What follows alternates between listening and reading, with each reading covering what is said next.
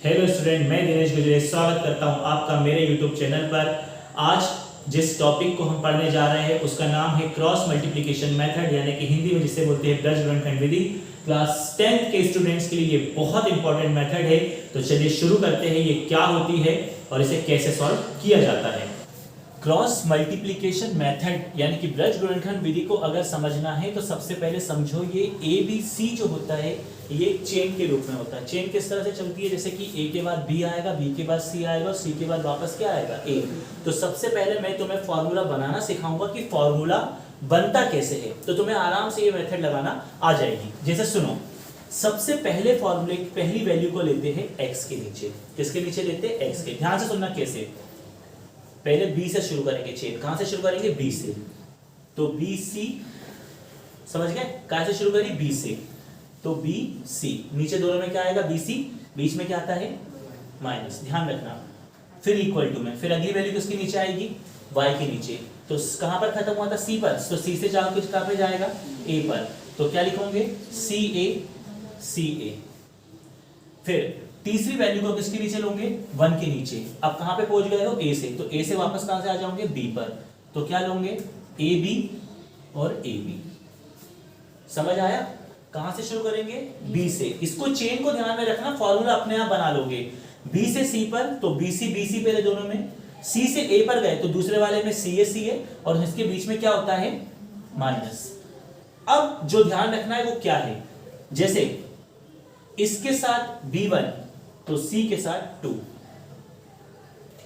अब यहां C काय में है, 2 में है, और B काय में है, 1 में। तो यहां पलट जाएगा C1 और B2 उल्टा। ठीक है, चलो यहां पर आते हैं। फिर 1 से शुरू कराए तो C के साथ 1, A के साथ 2।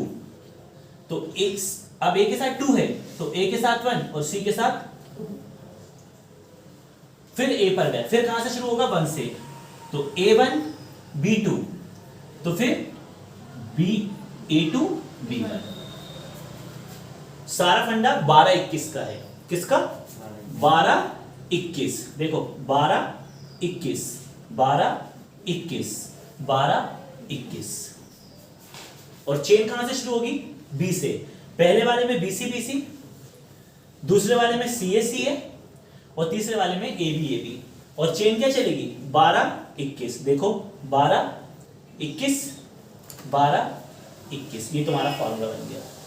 तो इससे तुम क्रॉस मल्टीप्लिकेशन मेथड का सबसे पहले तो सीख जाओगे फॉर्मूला, और याद नहीं करना पड़ेगा, कंफ्यूज भी कभी नहीं होंगे। हमेशा अपने दिमाग में किसको रखना, ABC को रखना। ABC को रखोगे तो उसके थ्रू ये बना लोगे। क्लियर होगा, बिल्कुल क्लियर हो जाएगा। सबसे पहले अगर इक्वेशन इस रूप में आएगी तो उसको पहले कैसे चेंज करोगे, ये जो प्लस का 5 है वो इधर होना चाहिए और ये जो प्लस का 4 इधर होना चाहिए। मतलब सारे नंबर एक तरफ होने चाहिए और इक्वल टू में क्या होने चाहिए, 0। अब सुनो, ऊपर वाले x के पास जो नंबर है उसे A1, अगर कुछ नहीं है तो वहां पे क्या होता है, 1। ऊपर वाले y के साथ जो नंबर है उसका नाम क्या है, B1, और जो बच गया वो क्या कहलाता है, C1। उसी तरह से नीचे वाले x के पास जो नंबर है, x को मत लेना, सिर्फ उसके नंबर को लेना, A2। y के साथ जो तुम देख रहे हो वो B2 और जो बच जाता है वो C2। फिर हमारा फॉर्मूला x के नीचे, y के नीचे और 1 के नीचे। BC, इसके बाद क्या आता है, AB, सॉरी CA और आखिरी में आता है AB। अब क्या सिखाया था, 12 21 12 21 12 21, बीच में क्या रहता है, माइनस। ठीक है, समझ में आ गया। अब हम वैल्यू को पुट करेंगे। पहली वैल्यू किसके नीचे आएगी, x के नीचे। ध्यान से सुनना, और हाँ, इनके बीच में क्या होता है, इनटू। तो B1 C2, तो B1 आपके पास कितना है, 1, उसका इंटू C2 से होगा। C2 कितना है, माइनस। कोई माइनस का नंबर हो तो उसे कान में रखिए, ब्रैकेट में, बीच में क्या रहता है, माइनस।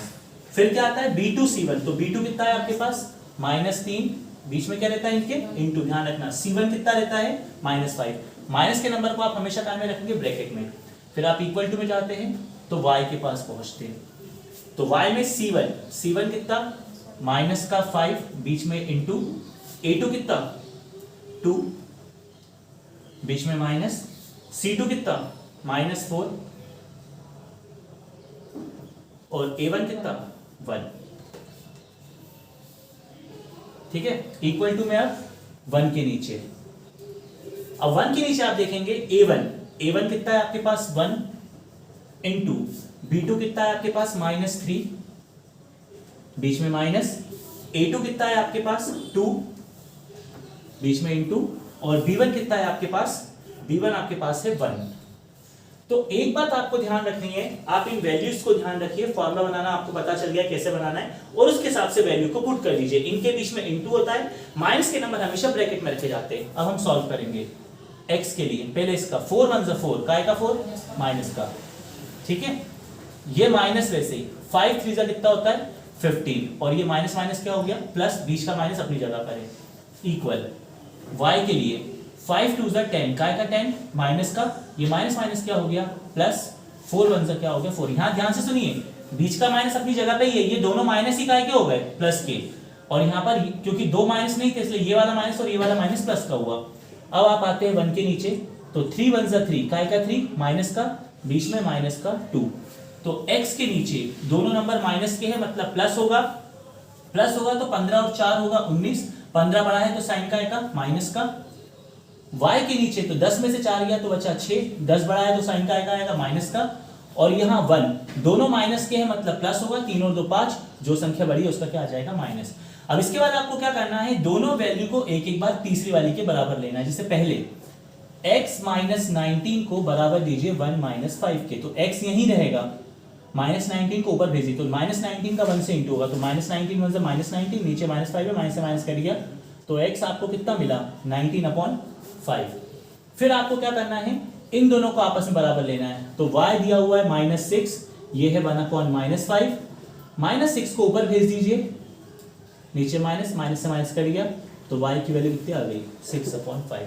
ध्यान रखिए, जब ये दोनों तीनों आंसर आपके आ जाएंगे तो पहले वाले को भी आखिरी के बराबर रखना है, दूसरे वाले को भी आखिरी के बराबर रखना है। नीचे डिवाइड में नंबर होता है, डिवाइड से कहां चला जाएगा इंटू में, ऊपर जाएगा तो 1 से इंटू हुआ, डिवाइड से ऊपर गया 1 से इंटू हुआ, नीचे के माइनस से माइनस कर दिया, क्योंकि ये आपस में नहीं कर सकते थे। तो ये रहा आपका आंसर।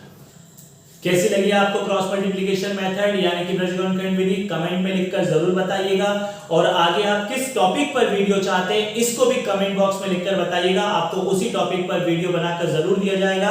क्लास 4 से लेकर क्लास 12 तक का कोई भी टॉपिक आप हमसे शेयर कर सकते हैं उसको, और कंपटीशन लेवल के एग्जाम से भी रिलेटेड अगर कोई वीडियो आपको चाहिए तो उसको कमेंट बॉक्स में लिखकर बताइएगा, आपको उस पर भी वीडियो जरूर दिया जाएगा। चैनल को लाइक जरूर करना, और नए हो तो चैनल को सब्सक्राइब कर देना, चैनल से जुड़े रहना और चैनल को सब्सक्राइब करना मत भूलना। और अब आप हमें इंस्टाग्राम पर भी फॉलो कर सकते हैं, इसका लिंक आपको डिस्क्रिप्शन में मिल जाएगा। धन्यवाद।